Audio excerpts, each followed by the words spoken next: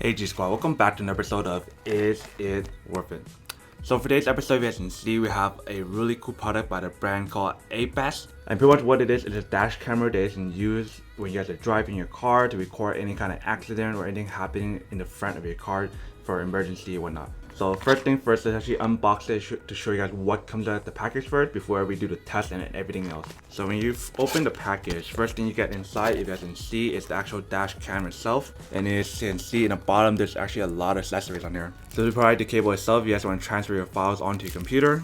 They provide you this little recorder so you can put it attaching to your back of your car so you can see reverse viewing, which is really cool. They provide you the charging cable so you can plug this onto the car when you guys are using it. They provide you a little mount so you can actually put it on your dashboard when you guys are recording your product and whatnot and using it. And then last but not least is the user manual or instruction guide on how to set up the product and how to use it. So basically that's everything that's in the package. Now let's actually go test it out and do the setup and show you guys how it looks like when you guys plug it all in. So right here we have the 1080p Abask dash cam that you can use. You guys can see this is what it basically looks like.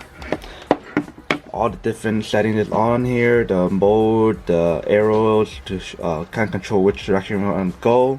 There's OK, power on and power off.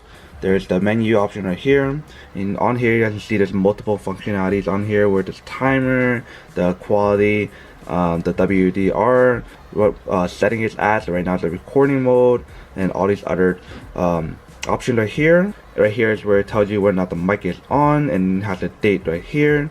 And then right here it tells you whether or not it's actually charging or fully charged or not, and that's the SD card. So basically on the bottom is where you guys would plug in the SD card right there, and it uses the micro SD card, not the regular SD card. And that's basically everything on here. So let's show you guys all the different modes and settings on the side right here. So if you click on this button right here, you guys can change the different modes of like what it is. So if you can see right here on the top left corner, it changed to the picture mode, so you guys can take pictures on here. So all you have to do to take pictures is click the little button right here to activate it. So you guys heard the click, so that took one picture, another picture, another picture. Now let's change the mode again. And now you guys can see the picture that I just took just now. So there's a video, there's a photo, and then there's a image album of all the ones you took pictures of. And then if you click it one more time, it goes back to the recording option. So all you have to do is just click this little OK and start recording. So you guys can see that red dot on the top left corner. That's how you know it's starting to record. And when you guys are done, just click it again and stop recording. Now let's check out the menu option right here. So on the menu option, you guys can change the resolution, the dual camera, loop recording, interval recording, WDR, exposure, motion detection, recording audio, date stamp, G sensor, parking guard. And that's basically everything that's on here. Obviously right now I'm not at a car right now, just to show you the example of what it looks like. Setup and everything pretty easy. Quality is really nice. You guys can definitely tell that it's 1080p just by looking at this image right here, which is pretty cool. Alright, welcome back guys. So now that you guys saw the test of the product, you guys can see that actually does work and actually worked quite well. I didn't actually able to use it for the night vision or anything, but that I can tell by the quality the night vision would be good. If you guys want me to do a night vision test, then make sure to comment in the comment section down below, and I'll probably do that in the update video if you guys want me to do that.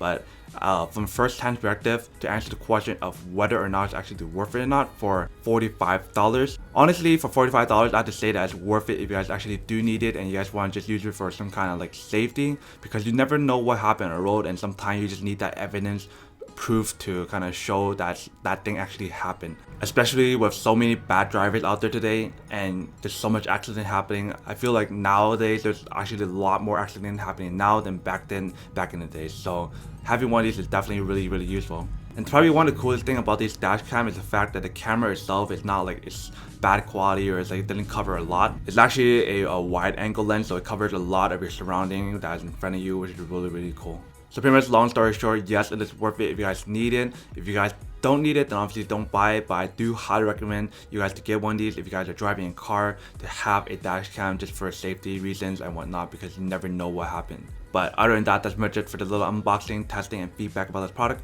Hope you guys enjoyed this video. If you guys did, make sure to subscribe, like, and comment down below. And as always, make sure to stay positive, be you, and I'll see you guys in the next episode of Is It Worth It? Peace. And for today's G Squad fan shout out day, we have